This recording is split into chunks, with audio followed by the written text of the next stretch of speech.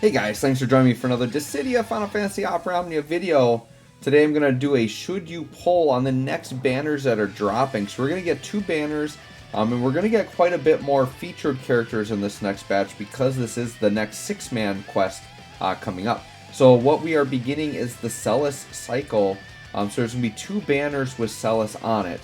So one banner is going to look like this. So it's going to have Celes FR on it and her other kit, and then it's going to have Zidane with Zidane BT, and then Kadaj and Waka. Now this banner would not include Celes BT, and for that reason I would definitely recommend not summoning on this banner. But I'm going to talk about like a little overview about what the characters do, and then some of these characters I do already have character guides on from their C90s. I will update some of them though, mainly Celes. For sure I'll update Celes's. But the other ones I don't know if I'll update because Zidane doesn't really change, Kadaj doesn't really change, Waka doesn't really change. Like their kits are basically the same, just when they get reworks their numbers get upped a little bit or they're just getting force enhancements, right? So Zidane is definitely like the best character of this batch of 3 right here. But Zidane definitely isn't worth going all in and pulling unless he's a favorite. Zidane, I would say, is very similar to how I described Locke when I did that should you pull, where he's definitely past his prime, and Zidane is a basically a character that does a lot of really cool things, but isn't like the best at any of them. There's characters that do all of his stuff probably better. It's just that Zidane carries a lot of stuff in his toolkit. So Zidane I would almost call like a super utility character, right? Zidane has so many things in his kit that he does. So one is he's a speedy character. He has re-break. He gets instant turns on break. He has, with his BT effect, he has this thing where he steals an elixir, which like heals you every turn, which is kind of cool. The big thing that Zidane has, the reason why I really liked him when I originally greened him, and you can see I like Zidane. I bought his costume, I green blued him, so I definitely like this guy. He's good. The big thing though is he deletes turns, which is really, really awesome. Basically, anytime he breaks and gets a free turn, he deletes a turn at the same time. So that's a very rare mechanic, and Zidane is probably one of the more spammable turn deleters in the game. I would say Minwu's a pretty spammable one too, but like Zidane, like literally as long as, I think it's just he has to have his LD effect up, and as long as he breaks an enemy, he gets a turn steal, which is kind of crazy, right? So Zidane is a very cool character, but his damage isn't going to compete with top tier DPS, right? His support doesn't, like his healing and his support won't compare with other like mainline supporters, right? So he's just like an interesting third slot character, but in today's meta, I really don't know where he fits in onto my teams, right? Like I really don't have a team slot for him. Because I would say in today's meta, turn deletion isn't really that important. Like you're either, basically in today's game, you're bum rushing towards the FR, or you're playing a defense comp and just letting the enemies kill themselves, right? So like, needing to delete turns isn't like crazy important right now. So I would say kind of the theme of like this month that we're in is that none of the characters are really must pulls. It's all skippable if you need to save.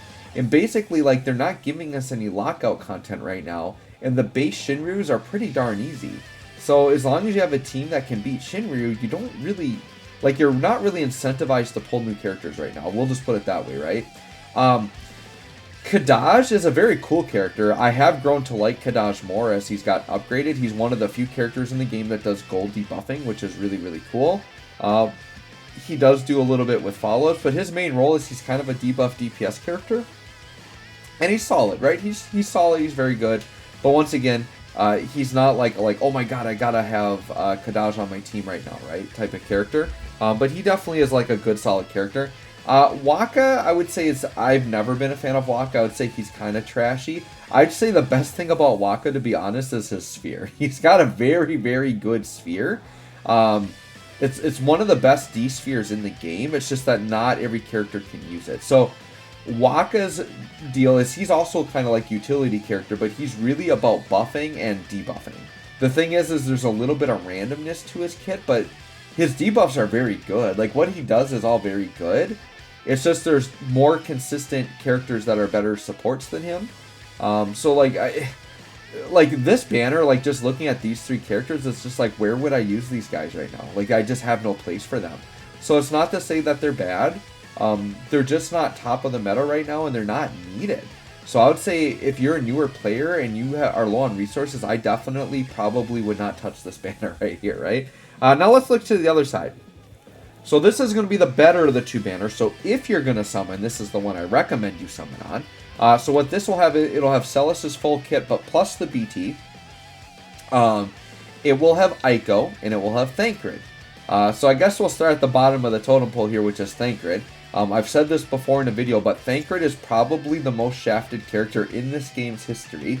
Because he's always been, like, upon upgrade, he's typically been, like, the worst character after upgrade. And he comes at the very end of, basically the end of eras, where, like, a new era is just about to start, but he just got the upgrade from the old era. And so he's, like, pretty underwhelming and just, like, immediately is super power crept anyways. So this guy, once again, not only are his upgrades pretty underwhelming when he gets them, but he's super power crept by new content, like, immediately after. Because I think this guy was, like, one of the last EXs to come out. I think he was one of the last LDs to come out. And then immediately just, like, mega power creep, right? And Thancred, like, he's just, like, his skeleton of his kit just as bad anyways. Like, this guy literally he's just supposed to do damage and he, like, poisons. Like, that's it. Like, he doesn't have any other good utility. Like, he's, you know, maybe got a few auras and whatnot, but, like, like, on that last set of characters, when I was saying there's no place for them, there's, like, extra double, like, no place for this guy. Not to mention, like, being that one of his main gimmicks is poison, you can slap his sphere on any character and just give them poison. So, like, if you want poison, you can just put it on somebody. So, I don't know. Maybe, and I don't think JP's gotten his FR yet, so maybe his FR will just be ridiculous, stupid, busted, who knows. You know, when we talk about Thancred, we always talk about Camelot. Because Camelot was just this dead-in-the-water character, never that great, always very underwhelming, and then, basically because of a bug, got, like, the most busted FR, and then was, like, top-tier meta. So, who knows, maybe Thancred FR will, like, break the game, there'll be a bug that they won't fix, and then Thancred will finally be good, right? So, needless to say, Thancred, you should not be devoting any materials towards Thancred. If you're pulling Thancred, it's because you're going for Eiko or Celes, and you just get him along the way, right? But even if you get him, I don't think he's worth your materials to upgrade, to be honest, right? Unless you're super desperate, or unless you are a diehard Thancred fan, sure, right?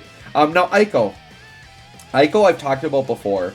We actually brought her up, I believe, on the stream a little bit and in my Discord, but Eiko is very good.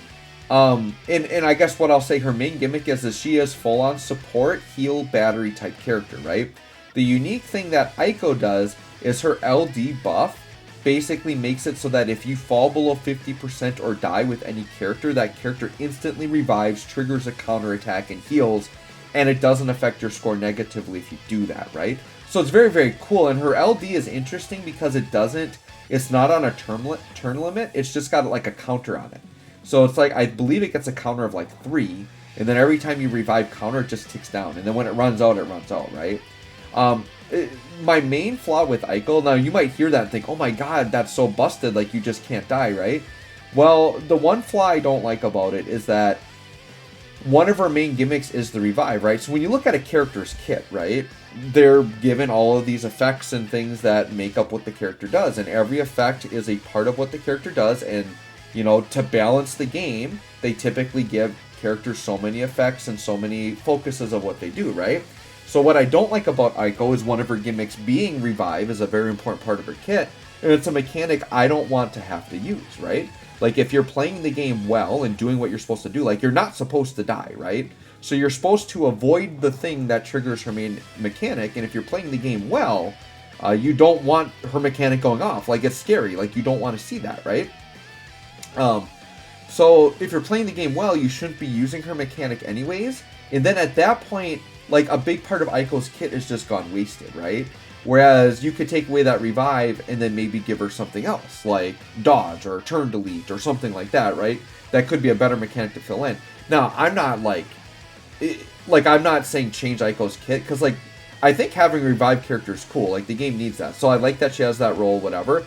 I just think for characters that you should be pulling on, Eiko might not be the best one. However, a good point is brought up is that she's very good for new players. Like, if you're not as skilled at the game, and maybe you want to have that ability to revive after you die and still have a chance to finish a quest, like, then she's great, right? So she might be a good failsafe for like a newer player that maybe you do die a lot and you're struggling on some quests.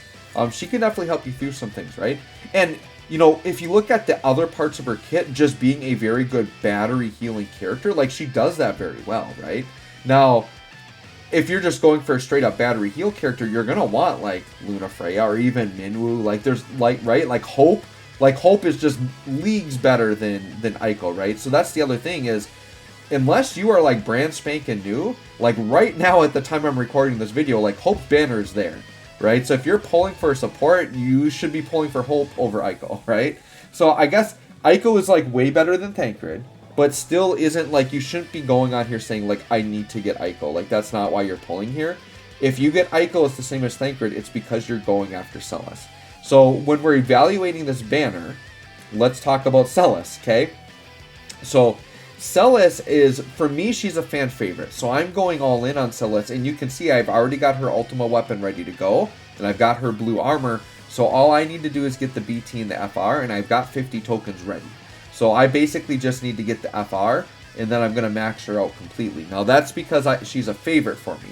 And what we always say in the community is if a character is your favorite, like, you should invest in them and play with them and enjoy them. The great thing about DFFOO, well, just like in any gacha, some characters will be more higher up on the meta. DFFOO, I feel like, is fairly balanced in that, like, every character, other than maybe Thancred, they always get upgrades and they're always good. Like, they're good enough to use. They're very relevant. If you build around them and you build them up, like, they can be very good, right? So if a character is your favorite, you definitely can make them work, and it's worth the investment. And the nice thing is, it's like, let's say you are a Thancred fan, right? And you get him right now and you build him up. Even if he's not the greatest right now, like, down the road, he could get that insane rework. Like, that's what I love about the game, is that your investments are always worth it because the characters always get re-upgraded over time. And at different points in the game, your character will be relevant at different times, but your hope is you invest in them and at some point they're going to be relevant, right? So that's what I really like about it. So that being said, Celes is a very, very good character, and what Celes' role always has been is kind of a niche tank. And the reason why I would say she's a niche tank is because she only tanks against magic attacks. So she has the runic ability from Final Fantasy VI, which basically any magic attacks that come at her, she actually absorbs and she gains Brave, which is really, really cool, right? The thing that always held Celes back is that you can only use her in magic damage fights effectively. Kind of similar to Aiko, right? Where, like, if you tried using her, if you use Celes in a physical fight, like Aiko, you're missing out on a big part of her kit, and then you're feeling like you're wasting the character, right? So Celes was very good when she worked. She would actually, like, basically make the fights completely irrelevant because the gimmick would be all heavy magic damage and she would just nullify it, right? The problem is you can't use her effectively in physical fights. Now, you could still use her, but her runic just does nothing and you're wasting the kit. So, like Aiko, you'd be wasting the revive of Aiko, you're wasting the runic or the tanking of Celes.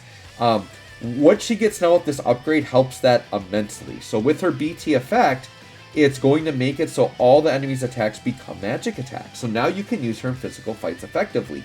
And she already has locking in her kit, so she's going to lock on anything single target. It's going to be magic, and she's just going to absorb it and gain Brave and literally can't do damage. So very, very, very cool there. The other thing Celes has that I like is she does have traps. So she does these ice block traps, and they do heal you on trap. So once again, very, very cool to be able to get that. So I do really like Celes. I think she's a cool character. If you invest in her, she is very good. Now, when you're evaluating the banner, because when I look at all the characters here, like, a lot of it is just not necessary, right? So when evaluating should you pull on this banner, it's really how much do you want Celes and how good do you think she's going to be for your box, right? And what I would say is if you're a player on limited resources right now, you're honestly, the game's next big target is Jack Garland. That is the next, like, kind of like unga bunga must pull ridiculous DPS meta unit, right? Is Jack Garland. That's really the next big target you all should be looking for. If you're looking for support, I would say Hope right now is going to be the best thing for a while for support. So Hope, I would say if you're looking for a main support, grab Hope right now. And then if you're looking for a main DPS, grab Garland. I think Vaughn's stuff is still up. I really like Vaughn as a main DPS. Like, I think he is comparable to Tifa. So if you miss Tifa, like, you could go all in on Vaughn. He's very good. Like, Vaughn, I was very impressed with Vaughn's damage. Like, Vaughn's just flicking out, like, 1.2 million attack stats with no force, like, turn 1. And that obviously exponentially grows as you get force and you build up his white worlds and stuff. So, I don't know. There's some good options there. So, overall, though, guys, I would say these banners are quite skippable unless these characters are a favorite for you. So, once again, I'm not trying to be a hypocrite by saying don't pull for Celes and then I'm going all in on Celes. I'm flat out telling you she's not necessary, but she's a favorite. Like, Final Fantasy VI is my jam. So, if Final Fantasy VI is your jam, then yeah, get Celes. She's going to be an awesome, fun character. But for the average player that needs to save resources, I would say go ahead and skip these banners. So, anyways, guys, if you want to ask me individual questions based on your box, hop into my Discord or comment down below. Let me know. Thanks for watching. We'll catch y'all on the next one.